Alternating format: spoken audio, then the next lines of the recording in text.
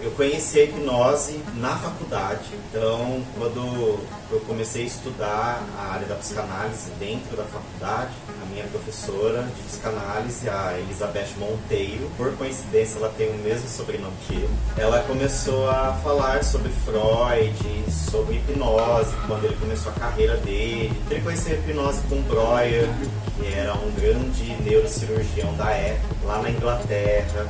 E aí ele saiu lá da Áustria, que é onde ele nasceu, foi até a Inglaterra, estudou com Breuer, hipnose por algum tempo, voltou para a Áustria e começou a trabalhar com hipnose com seus pacientes. Inclusive, uma das pacientes mais famosas da época se chama Ana O. E a Ana O, ela então era hipnotizada por Freud sempre, constantemente. E ele conseguia tratar vários sintomas que ela tinha. Por exemplo, ela não conseguia andar. Fazia hipnose, ela voltava a andar normalmente. Só que tudo isso a gente chama de histeria, tá? Não era nada fisiológico ou biológico, não era do corpo. Era propriamente através de uma manifestação inconsciente. Ela acabava tendo sintomas graves. Depois ele começou a perceber que ele não era muito bom com hipnose. Ele trabalhou com hipnose por 10 anos. E depois de 10 anos trabalhando com hipnose, ele viu que não era suficiente. Ele achou que ainda não era totalmente eficaz. Então ele acabou abandonando a hipnose. Mas nos últimos anos de tratamento com hipnose, junto à Ana O, ele começou a perceber que ela, conforme ela ia falando para ele tudo aquilo que ela estava sentindo, aquilo que ela sonhava, e ele ia reinterpretando aquilo, ele ia juntando as peças do quebra-cabeça, ia descobrindo o problema e como ela deveria resolver aquilo. Então ele criou a metodologia da psicanálise, que é a associação livre. E foi daí que nasceu a psicanálise. Agora, isso não significa que tudo isso foi em vão, porque ele contribuiu muito com a hipnose. Ele deixou a hipnose famosa, porque até então nós conhecemos o mesmerismo. Nós não, eles, né? Os doutores da época, os médicos da época. Eles conheciam o mesmerismo, criado por Mesmer, que era a indução magnética. Ele dizia que esse meio de relaxamento era um magnetismo animal. E daí depois veio os mesmeristas. Temos muitos hipnólogos mesmeristas até hoje. Mas os mais conhecidos atualmente são os da hipnose clássica, que é o que nós fazemos. Que é o que vocês veem na televisão, na internet, etc. E aí o que aconteceu? Depois disso foi criado com Skinner, lá nos Estados Unidos, a teoria comportamental. Só que também começou-se a observar que hipnose era muito disso, era trabalhar comportamento.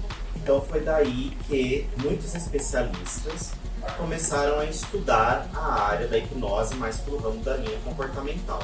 Depois de Freud, então, surgiu os grandes nomes de hipnólogos atuais, mais atualizados.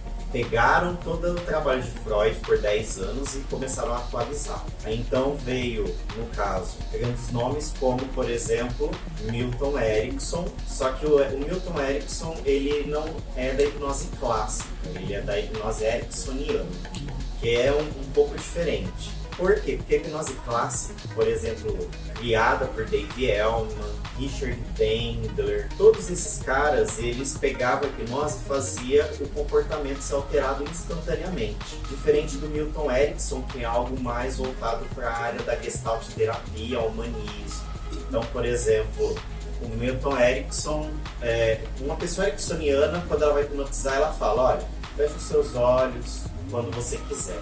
Comece a relaxar o seu corpo somente quando você perceber que você realmente quer relaxar.